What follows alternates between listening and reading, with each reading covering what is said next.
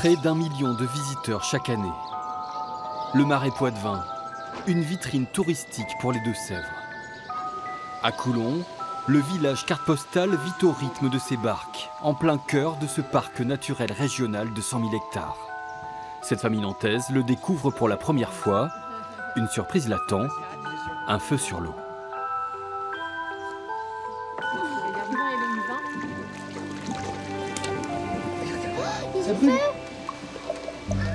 C'est toute la décomposition de la végétation qui se décompose justement sous l'eau, créant donc des poches de gaz. Une vraie alternative au tourisme de masse sur la côte atlantique. Nature, apaisement, découverte, les enfants qui puissent apprendre des choses également. Ouais, le côté ludique. Ici, on parle de tourisme vert.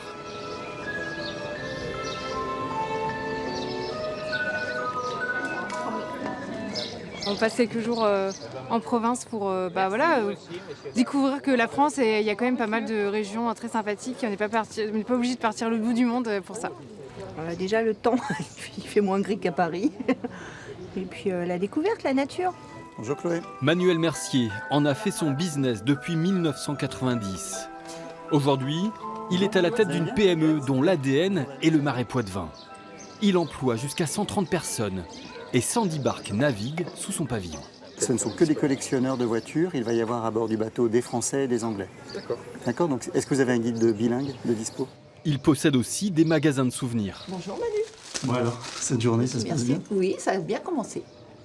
Ainsi que plusieurs restaurants. Bonjour Chloé. Bonjour. Vous allez bien? Ça va et vous? Alors vous terminez le dressage de la terrasse? Oui. Bonjour Margot, alors vous n'avez rien cassé aujourd'hui? Non, Pas pour le moment. Une formidable réussite économique pour ce fils d'agriculteur maraîchin, devenu le big boss du tourisme de la Venise verte. Mais Manuel Mercier voit toujours plus grand et rêve d'un marais plus ambitieux. Le Marais Poitevin, c'est pas se vendre, parce que le Marais Poitevin n'est pas une unité. Donc il faut renouveler notre activité, il faut la faire évoluer, il faut lui donner un nouveau sens pour que le visiteur ait envie de venir tout le temps.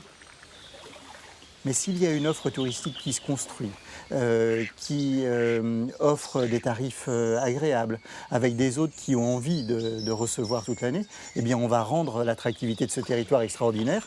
Et sans modifier la taille de nos entreprises, on sera en capacité effectivement à développer le nombre de visiteurs. Changement de propriétaire dans ce camping de Coulon et passage de relais entre anciens et nouveaux gérants. Voilà l'aire de jeu. Est-ce qu'il y a des choses à modifier, à réparer? On est comment là? Ah non, la réglementation, c'est une fois par an, on a un contrôle. Ouais. Donc là, tout va bien. Ce jeune couple a décidé d'abandonner son camping sur la côte vendéenne pour faire le pari de l'écotourisme. On voulait quelque chose de beaucoup plus petit, se rapprocher de la nature, de la clientèle, prendre plus le temps de parler avec les gens, ce qu'on a plus de mal à faire sur une grosse structure.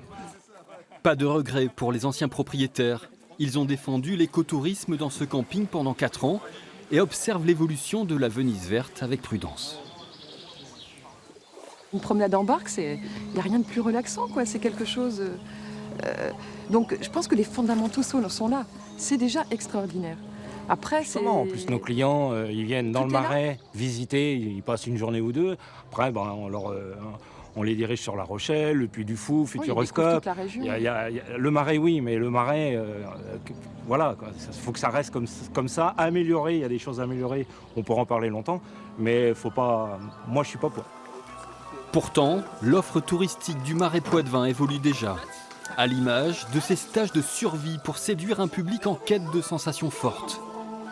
Une évolution obligatoire pour certains professionnels si le Marais veut devenir une étape incontournable en Nouvelle-Aquitaine.